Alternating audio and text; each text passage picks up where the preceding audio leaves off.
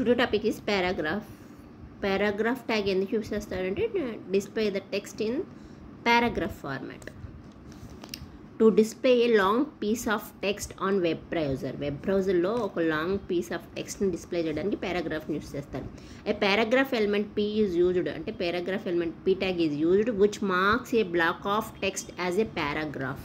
ఒక block of text మొత్తం మనం ఏంటాం పారాగ్రాఫ్ అని అంటాం. పారాగ్రాఫ్ అంటే తెలుసు కదా, ఇట్లా టెక్స్ట్ బుక్లో ఇలా lines, this is called one paragraph, another paragraph అట్లాగనమాట. If you are using various p tags in the one HTML file, then browser automatically add a single blank line between the two paragraphs. Suppose మనము HTML డాక్యుమెంట్లో so many paragraphs use చేసామనుకో, మనము స్పెసిఫైడ్గా BR అనే tag రాయక్కర్లేదు. ఆటోమేటిక్గా నువ్వు ఒక paragraph tag కన్నా ఎక్కువ పారాగ్రాఫ్ ట్యాగ్స్ యూస్ చేసినప్పుడు ఆటోమేటిక్గా వన్ లైన్ స్పేస్ అనేది పారాగ్రాఫ్కి ఆటోమేటిక్గా యాడ్ అవుతుందన్నమాట. HTML హెడ్ టైటిల్ ఏంటి, ఇక్కడ పారాగ్రాఫ్ అని తీసుకున్నాం. Close the every HTML head tag, ప్రతి హెడ్ ట్యాగ్లో కూడా ఏముంటుంది, టైటిల్ ట్యాగ్ ఉంటుందన్నమాట. టైటిల్ క్లోజ్ చేసాం, హెడ్ ట్యాగ్ని క్లోజ్ చేసాం. అండ్ బాడీ పి అంటే paragraph, first paragraph, next P second paragraph, third ఇలా 3 పారాగ్రాఫ్స్ తీసుకున్నాం. అప్పుడు అవుట్పుట్ ఏమొస్తుంది, ఫస్ట్ పారాగ్రాఫ్ అనే రాగానే బ్రౌజర్లో మళ్ళీ ఒక లైన్ స్పేస్ వచ్చి సెకండ్ పారాగ్రాఫ్ అలా డిస్ప్లే అవుతుందన్నమాట. చూడండి, first paragraph space second paragraph ఇలా బ్రౌజర్లో డిస్ప్లే అవుతుంది. ఇక్కడ మనం ఇచ్చిన టైటిల్ అనేది ఎక్కడ డిస్ప్లే అవుతుందని డౌట్. ఇది వెబ్ బ్రౌజర్, ఇక్కడ మెయిన్ బ్రౌజర్ మీద కనపడదండి.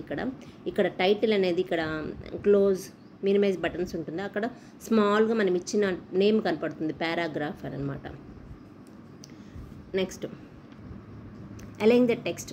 ఏ paragraph can be aligned using the attribute named align అనే అట్రిబ్యూట్ని యూస్ చేసి మనము పారాగ్రాఫ్ని అలైన్ చేయొచ్చు. పి అలైన్ సెంటర్స్ మీన్స్ ఇది aligns the text in center. P align right ఈ means it aligns the paragraph text in right పొజిషన్లో. P align justify it aligns the text from both left and right margins.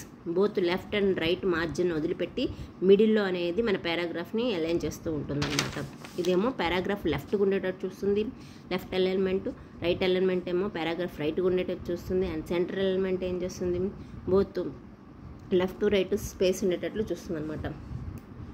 HTML head, every head tag contains title tag. And title align తీసుకున్నాం, head body P align equal to left. పారాగ్రాఫ్లో మనం align అనేది ఏంటి, attribute. నేను తీసుకున్నాము పారాగ్రాఫ్లో align అట్రిబ్యూట్లో left తీసుకున్నాం.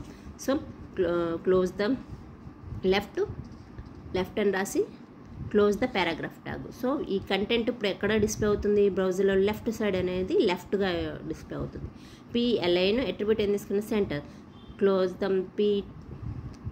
క్లోజ్ మీన్స్ ఇక్కడ open brace and close brace పెట్టేస్తే P tag, and then center and close the P tag.